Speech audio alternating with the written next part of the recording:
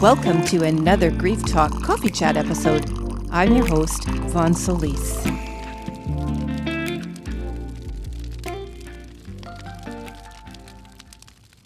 So welcome everybody to another coaching episode on the Grief Talk podcast, everything you want to know about grief and more. I am your host, Vaughn Solis, so welcome. I'm really happy that you're with me. In today's coaching episode, I'm going to be delving into some key takeaways on Lesson 5 from my online course, Get Me Started. Now, this is a course that is in my Beyond Bereavement series, but as I like to remind any viewer or listener, to this podcast, grief comes to us from many, many different situations, and my course I designed to help anyone through loss or adversity that is presenting any type of struggle in their life. So, up to this point in the coaching episodes 1 through 4, we talked about letting go of regret in Lesson 1. In Lesson 2, we talked about failure, your friend or foe. In Lesson 3, we talked about self-forgiveness and how you need it to change your life. And in Lesson 4, we talked about hope. Are you ready for change? Really? So this is Lesson 5, and today I'm going to be sharing with you some key strategies in terms of acceptance, leaving your stuff behind. And at this juncture, I would just remind folks that there is a PDF journal that you can download. I call it a mini personal growth journal. You can work on it on your own, or you can follow along in these lessons, and that is entirely free for you to download and use and enjoy as your own little marker of growth. But when we talk about acceptance, leaving your stuff behind, what is really key is you cannot move forward until you have made peace with your past and what it is you actually want to leave behind. In order to do this, you must be able to find meaning and value in all that you have experienced. And of course, if it's negative, which is really what it is when we want to leave stuff behind, you have to no longer want it in your life. So most people want immediate change when they are in adversity or any kind of struggle, whether this is getting out of money difficulties, getting out of a bad relationship, changing a crappy job, moving, so your living location, whether it's just within the city you're in now or clear across the country, finding a career, whatever it is that is causing us discomfort. I mean, most of us want to end it immediately, like now. And for a lot of people, they really don't even want to put in the work. One of the reasons it's really hard to make change is because we haven't really dealt with what it is we want authentically aligned with our heart in our future. We just know what we don't want to experience anymore. So when we're looking at making rapid and immediate change and all the struggle, and for most of us, we wouldn't want to experience any kind of struggle again in our future. And by the way, you can actually make that happen in your life if you have the right mindset and tools, which is what my work is all about, getting you there to that point. But life doesn't work that way. Nobody really escapes challenges and some kind of struggle. So it's really, really key to be able to recognize, one, whether it is and what it is we may be struggling with, and two, whether we can get ourselves centered to find that place within us where we know we can come up with a really creative solution. And even if we can't come up with it today, it really changes your mindset when you understand, I may be experiencing this right now, but hey, I'm not going to be experiencing it for much longer. Real and lasting change comes when we are ready to let things from our past go and we are ready for what's coming next. This is also the reason that some people might get a little bit impatient and disgruntled and frustrated because change isn't happening fast enough for them. But a large part of moving forward in life is being ready for what's coming around the corner. And often we're actually not really ready for it, or not everything has really lined up perfectly for us to have something manifest in our life. But still, change always requires us to let go of something.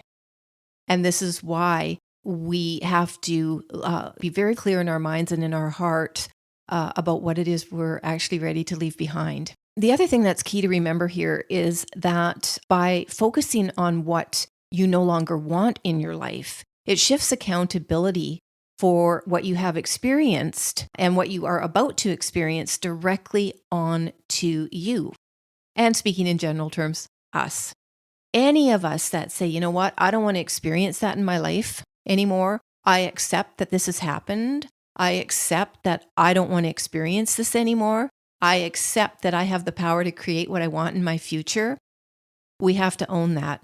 So it shifts the entire accountability for our life, essentially, right back onto our shoulders.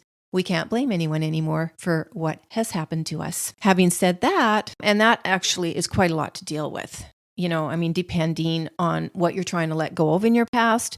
And for anybody that's coming from a situation of loss, human loss, and they're really trying to let go of grief, I'm right there with you. It's really easy to say, let go of this, let go of that, to move on. But there are a whole lot of complications related to a number of situations that we deeply want the ability to accept what has happened and let go of it. But some things are just really, really complex, and it takes a little longer and a lot more work to actually get to the point where we are 100% authentically aligned with what we're trying to create next in our life. Additionally, it can be really, really scary to leave things behind and go into an uncertain future. Change presents its own kind of struggle, just a different kind of struggle. But the more naturally we can face the fear about letting go of what it is we no longer wish to experience, the stuff we no longer want in our life,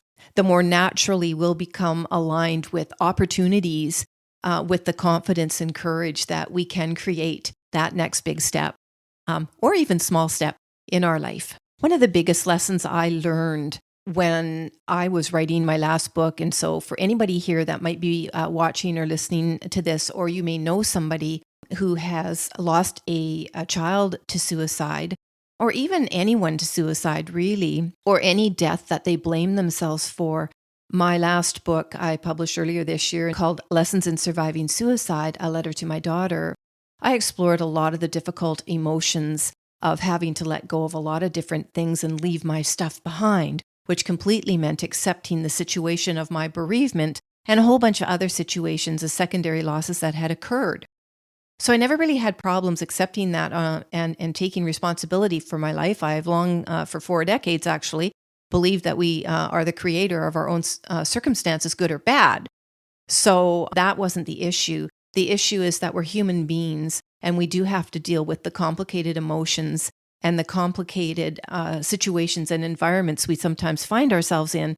And it can be a lot to have to pick up or pack up and make some pretty big changes in our life. It can be just as complicated to change our mindset. And in fact, it can take years to really adopt a much more positive, stabilizing mindset that we can turn to, depend on, to focus us, center us in whatever struggle or adversity we might be hit with in life. So one of the things that's really key to take away from this is that you cannot force yourself at all to do anything or have anything happen for you, or even to think differently. It's just going to create a lot of extra pressure and frustration and probably delay the change, because what we resist persists. Another key takeaway is that giving into what you are really feeling is its own form of acceptance. And that is key to remember, because as we evolve, as we grow, as we become more confident and courageous to take those baby steps, if we're coming from something really, really horrendous, or those bigger steps when we've already got a pretty great life, but we're feeling like we need some change, and maybe things aren't working out for us quite as fast as we want. It's really freeing to just be able to accept where we currently are, or how we're really thinking for today. In other words, what we're really not ready to give up, or what we're really not ready to adopt as our thinking. That is a huge form of acceptance in and of itself. And that frees you to go on to accept even greater things, bigger things in your life more frequently as you feel called to do so. Lastly, I just really want to say that what you don't feel ready to accept today, don't accept it. It's really a huge first step, or second or third. Just knowing what you want to leave behind and recognizing that you're not quite ready to leave it behind, that in and of itself paves the way for you to, from subconsciously thinking about it, to eventually consciously think about it and almost like prepare yourself for the moment, the moment when you just really are so aligned with your truth for that specific moment in time where you know, I can let this go. I can leave my stuff behind. I can accept whatever it is you may have been struggling with and free yourself to move on from it. If anybody out there is going, well, how will I know? How will I know? You'll just feel it. Every one of us, when we become ready to really leave bad habits behind, bad situations behind, bad patterns behind, you know when you've had enough. You may have to be a student of other philosophies, other teaching for a while to gain the mindset and tools to help you get to that place to let a certain something go, or adopt a certain type of thinking that you feel comfortable with for today. And that's okay. Each step along the way is a step farther along the journey to become who you're meant to be, aligned with who you know you are in your heart. Okay, that's it for today. Thanks for watching. Thanks for listening. Until next time.